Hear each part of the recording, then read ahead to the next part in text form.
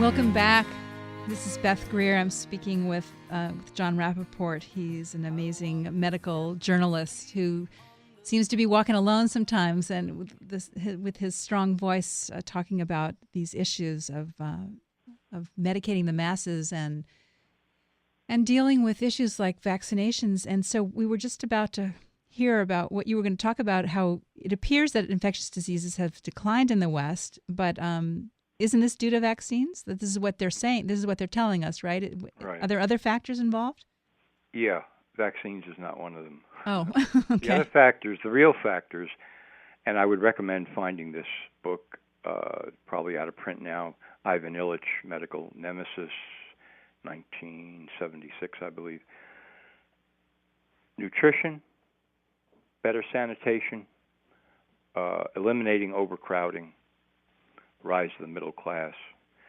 These are the main factors, non-medical factors, that contributed and caused the decline of infectious disease in the West, not the vaccines. Not the vaccines. It's all about public health, not public health agencies, but actual public health. Mm-hmm. And, of course, nobody wants to admit this within the medical establishment because it would just completely cut them off at the knees for their most, what they consider their most valuable product, which is vaccines. Right. So on my site, there's an ebook called The Ownership of All Life. I wrote that to show people that even though it seems improbable or impossible, when it comes to medical issues and allied political issues, the lies that they are told by corporations and government on a regular basis are absolutely astounding, and yet they're happening all the time. And so I wrote the book to indicate to people and to reveal that this is so. They're being lied to in such a gigantic way that it almost seems impossible. Oh, they couldn't be lying about that. But in case after case, and not just about vaccines, but about a lot of different things, people are being lied to all the time. And this is one of the big areas about why diseases have declined. Okay. Now, getting back to the vaccines, I want to talk a little bit about Gardasil for HPV, human papilloma virus. Now, the Centers for Disease Control reported the deaths of 51 girls and 2 boys after being given this vaccine, and I'm assuming there are other debilitating side effects, not just death. I mean, that obviously is the worst, but if 51 girls died, what else is going on with that? Well, the major thing that's going on is that HPV has never been proved to be the cause of any cancer. You see, this is the underlying lie. And so that's why the vaccine was developed in the first place, on flawed, faulty, incompetent research. Oh, we found a virus that causes a certain type of cancer. No, they didn't. Well, there's a correlation, though, with genital warts. There's a certain amount of correlation, but it's not significant enough to say we have found the cause. I mean, you have to do more than that to say we found the cause, because there can be other correlations that could be adjudicated. And my investigation in this area comes to that conclusion. Where is the actual proof? Show something about the mechanism of what you're talking about. How does this virus actually induce cancer? What is the process by which this happens? Do more than show spotty correlations. And wherever I've looked at, I've talked to other people about this who are in the research field, there isn't enough significant evidence to say they have found the cause. And there certainly isn't enough evidence to try to bully everybody into getting this vaccine in the first place. And as you pointed out, there's serious, serious adverse effects, including death. So this is another gigantic hoax. And I think parents in particular, think that it's going to prevent their children from getting sexually transmitted diseases, but it's not necessarily the case. I mean, first of all, there's different strains of it, as I understand it. And the shocking thing that just occurred just a couple of weeks ago, June 14th, the California Senate Judiciary Committee passed a bill permitting 12-year-old children to give consent without their parents' knowledge for vaccines or other medications to prevent sexually transmitted diseases. I mean, that is like, how did that happen? Yeah, exactly.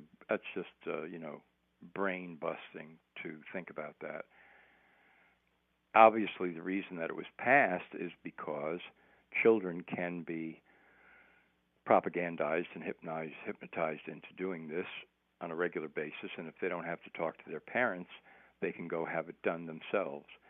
Right, But and they this also is think preposterous. I mean, it is it preposterous. should be completely illegal. Where is Yes. the justification for this, that a Right. 12-year-old kid can make medical decisions for herself or himself? This is preposterous. It is preposterous. But again, it's also that feeling of even that the kids are thinking, well, okay, I'll be safe if I get this, and that's not necessarily the case. No, it's not the case at all. Yeah. I mean, there's no reason to suspect that this is going to prevent any STDs or anything. Mm-hmm.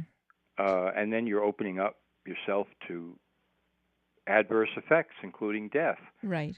Now, in addition to this particular Gardasil vaccine, now there's this warning that for 7th to 12th graders entering school this fall, that they must have the pertussis vaccine, the whooping cough vaccine. And Yeah. you say that a report found that 75% of the cases of whooping cough were previously vaccinated. That's right.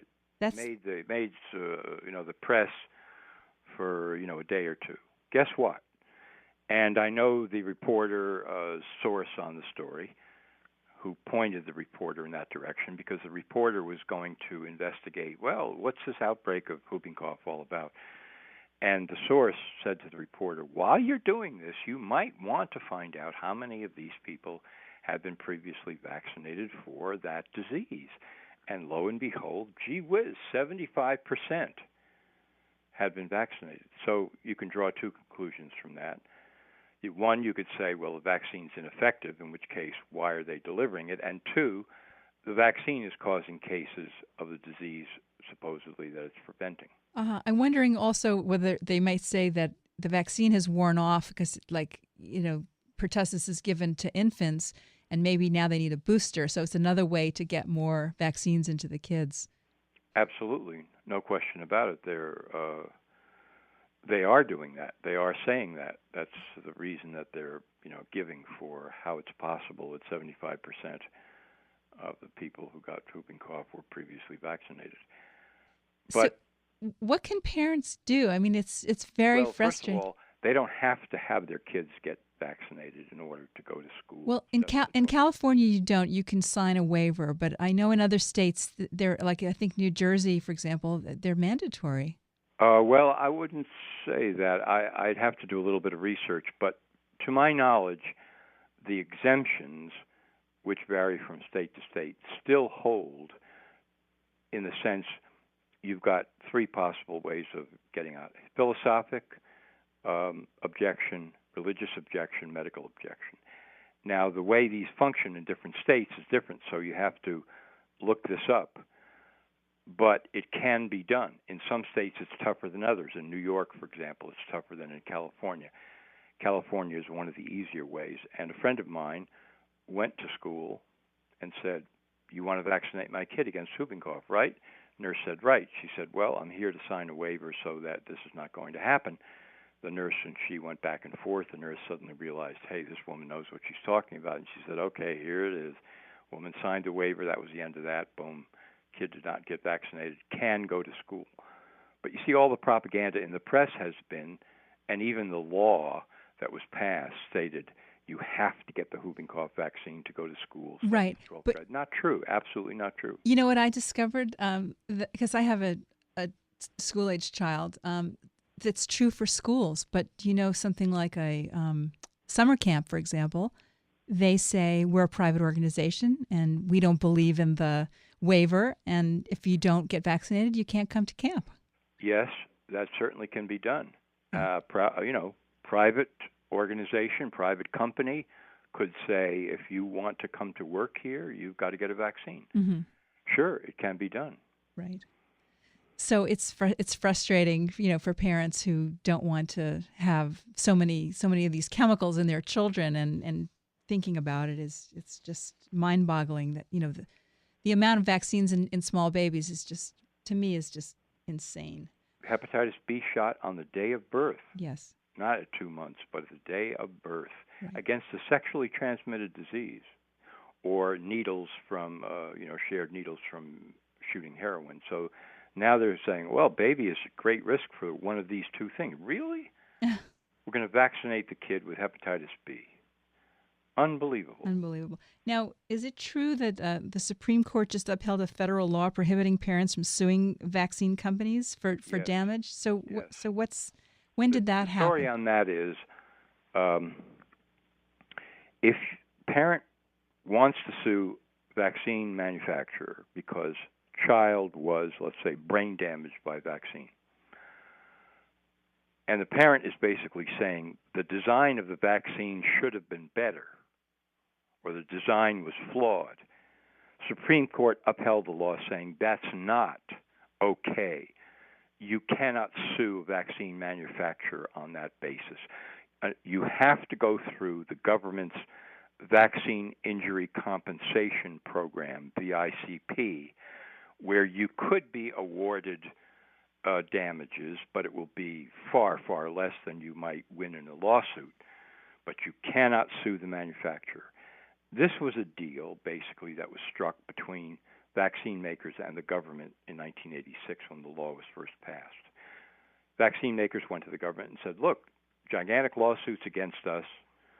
We're losing money by the ton on vaccines, and we're going to have to opt out of making vaccines because we just can't afford it anymore. Whoa, wait a minute. Okay, discussions ensued, back and forth, and out of this came this program, the ICP, Vaccine Injury Compensation Program of the federal government, which took over that whole role instead of there being suits in court. John, so corporations and government joined forces to eliminate these kinds of lawsuits. John, you know what? People want more information about this. I'm sorry, we're out of time. We're going to have to go to your website. and. That's fine. I'm there. Okay, nomorefakenews.com. Thank you so much. It's been a pleasure to talk to you. Pleasure talking to you, too. So informative, yeah. Okay, well, thank you so much for listening today.